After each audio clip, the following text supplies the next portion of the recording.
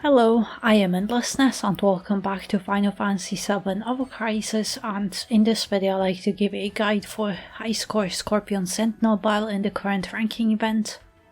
In battle effects, it's best to keep everything at max stage level because Applebots even issued a notice that Sentinel battle is bugged, and enemy HP battle effect doesn't change the HP of the enemy, only stage level bonus increases.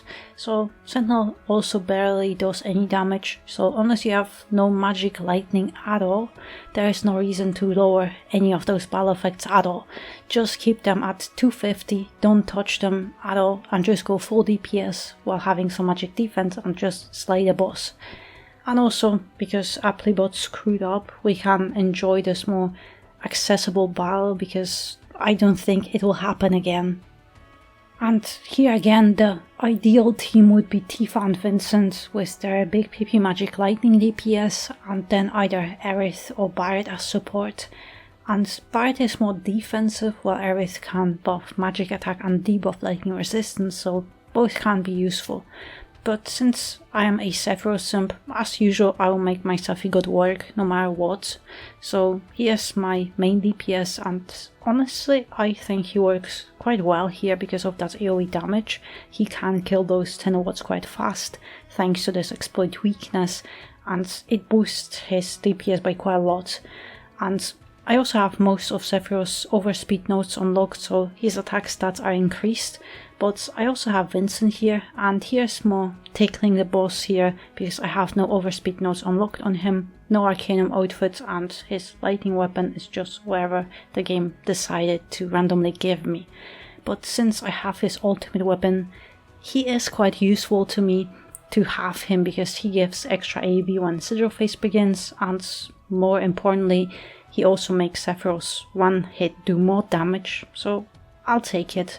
And I also have Aerith as support precisely because she can buff magic attack and debuff lightning resistance of all enemies, and it has a great synergy with Sephiroth doing AoE damage.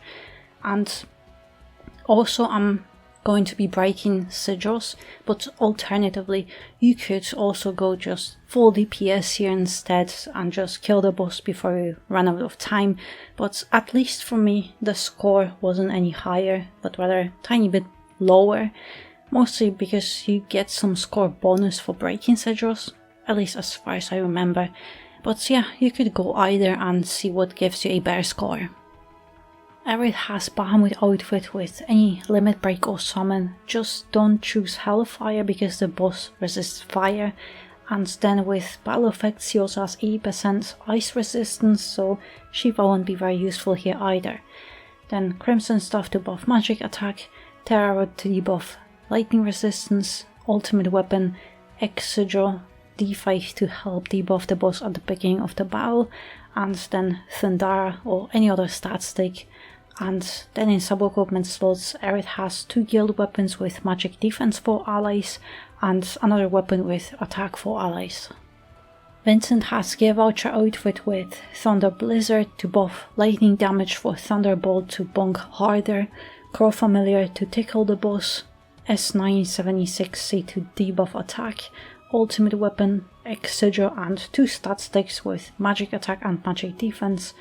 And then in sub-equipment slots, Vincent has a guild weapon with magic defense for allies and 2 weapons with magic attack for allies.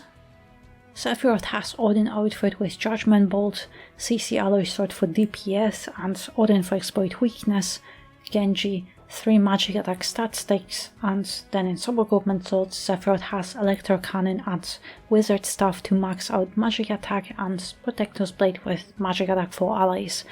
And as I mentioned, Sephiroth has most overspeed nodes unlocked, so his stats are boosted and he also has that extra 10% lightning potency from it.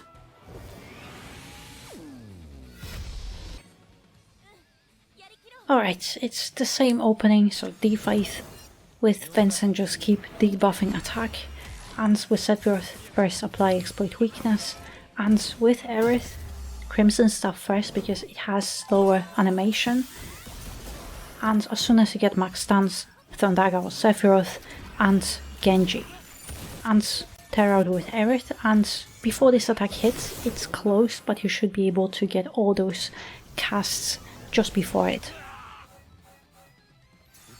And then last one, Kuja attack, and with Sephiroth just keep DPSing here, don't break sigils, just full DPS the whole time. But with Vincent, I'm also going to use his ultimate weapon ability, so Sephiroth can hit harder. Because ideally you want to kill those 10 watts before any of them can hit you.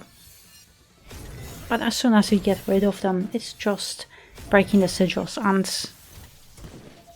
it is perfectly timed because Sephiroth just breaks that last one, so you don't have to worry about it. And you can also use Jubilation for extra AEB if you want to. But here it's just to get all those limit breaks in time, and perfect.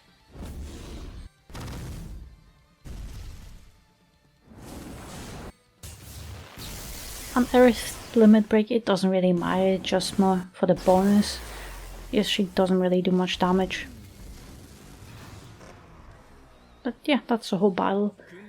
And ideally you want to kill Sentinel before that charge attack hits you. If not, you can think of different ways, but I know many people prioritize Vincent, so he should be hitting much harder for you. But yeah, that's the whole battle. And yeah, since I always use Sephiroth or sometimes Clouds, my teams are a bit unconventional, but I can't do anything else since that's how I run my account, so I don't really have other alternatives.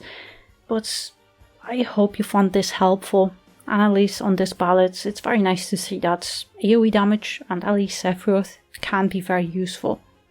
At least I think so, but I hope you found this guide helpful. Thank you very much for watching, and I hope to see you next one.